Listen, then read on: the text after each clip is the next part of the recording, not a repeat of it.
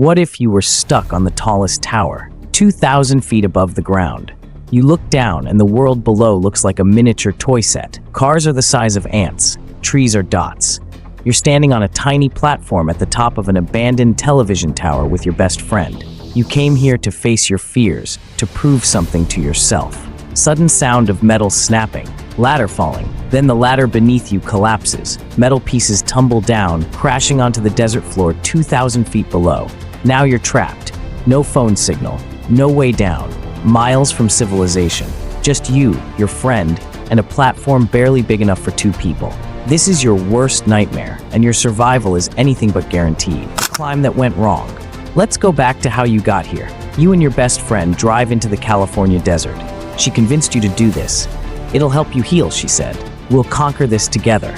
You're standing at the base of a decommissioned TV tower. It rises 2,000 feet into the sky, taller than the Eiffel Tower.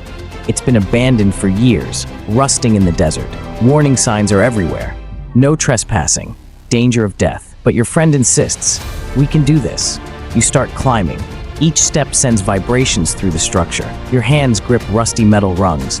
Your muscles burn, but you push through the pain. 1,800 feet of climbing inside a cage. Then the last 200 feet, on the outside.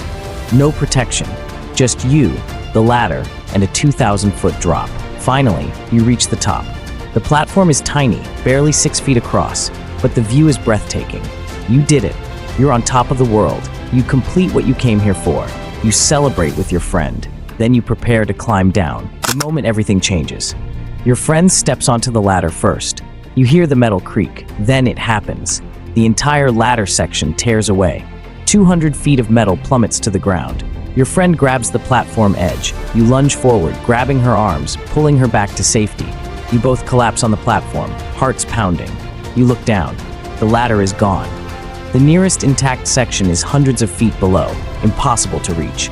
Your backpack with water, food, phone charger, and drone fell during the chaos. You watch it land on a communications dish about 50 feet below. So close, yet unreachable. Reality crashes over you like a wave. You're trapped. 2,000 feet up. No one knows you're here. Your phones have no signal. This is when panic sets in. This is when you realize you might die up here. Your hands won't stop shaking. You try to call for help. No signal. The metal tower blocks everything. You scream. Your voice echoes across the empty desert. But there's no one. The nearest road is miles away. You have 50 feet of rope. That's it. The drop to safety is over 300 feet. Your friend looks at the communications dish below. I can get down there, she says. We need that water. You shake your head. It's too dangerous. But the desert sun is merciless. You're already dehydrated. Without water, you have maybe 2 days before your body shuts down. You face an impossible choice. Let your friend risk her life trying to retrieve supplies, or both die slowly of thirst. Your friend ties the rope. I'm doing this, she says. You have no choice but to help her. Your hands shake as you lower your friend down. The rope is barely long enough. She has to jump the final few feet onto the unstable dish. You hold your breath as she leaps. She lands hard. The dish wobbles violently. For a horrifying moment, you think she's going to fall. But she steadies herself, grabs the backpack, ties it to the rope. Now comes the hard part, getting her back up. She needs to jump from the dish and catch the rope while you pull. She jumps, misses. Your heart stops. She tries again, misses. Third attempt, she catches it. You pull with everything you have. Your muscles scream. Your hands bleed. Inch by inch, you haul her up. When she finally reaches the platform, you both collapse, gasping for air. But you have the backpack. Inside, 2 bottles of water, a drone with a dead battery, a portable charger. You have hope, a chance. You wake up after the worst night of your life. The metal platform was freezing. Your body aches everywhere. The sun rises and the temperature soars. You ration the water carefully, tiny sips. But it's not enough. By afternoon, dehydration affects your thinking. Your vision blurs, your head pounds. You make mistakes, dropping things, forgetting what you were doing. Your friend looks bad too. Her hands are shredded from the rope. She's weak. You need to do something. You can't just wait here to die. You remember the drone. If you can charge it, you can fly it toward civilization, attach a message for help. But the battery is dead. The only power source is the aviation warning light at the very top of the tower, 10 feet above your platform. Someone needs to climb up there. I'll do it. you say. Your friend tries to stop you, but you're already moving.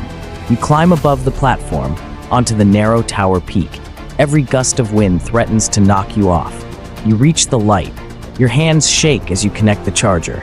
It works. Hours pass as the drone charges. The sun beats down.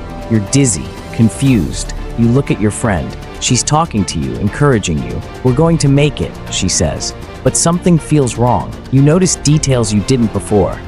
The tattoo on her foot, the blood on the platform that wasn't there before. Then it hits you.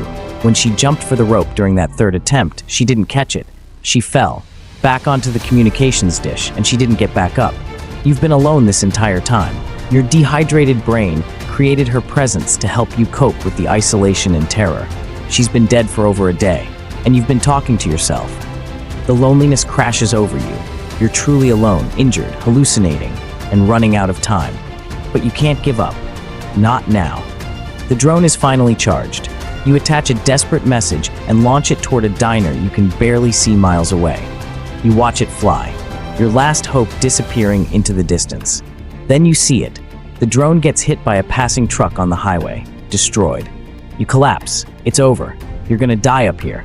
But then, through your tears and dehydration, you have one final idea. You climb down to where your friend's body rests on the dish. You type a message on the second phone, place it in her shoe for padding, and you do the unthinkable. You push her body off the tower. The body cushions the phone's fall just enough. The message transmits. Emergency services receive the location. Hours later, you hear it. The beautiful sound of helicopter rotors. They found you. You're barely conscious when the rescue crew reaches you.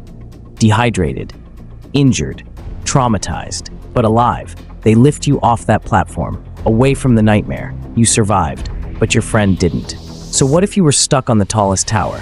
You'd face every fear you've ever had, all at once. Height, isolation, dehydration, the psychological torture of being trapped with no escape. You'd make impossible choices. Risk your life for water, watch your friend fall, hallucinate from dehydration, and ultimately do something unthinkable to survive. The tower doesn't care about your courage or your will to live. At 2,000 feet, nature is unforgiving. You went up seeking adventure, seeking healing, seeking to prove you could overcome anything. But the tower taught you a different lesson. Sometimes, survival means losing everything. Sometimes making it out alive means carrying scars that never heal. You survived, but the memory of that platform, that endless sky, your friend's final moments, those will haunt you forever. Because being stuck on the tallest tower isn't just about physical survival. It's about whether your mind can survive what you had to do to make it out alive. If this scenario chilled you, share your thoughts in the comments. Make sure to like, share, and subscribe. Because here, every story begins with the same words. Untold. What if?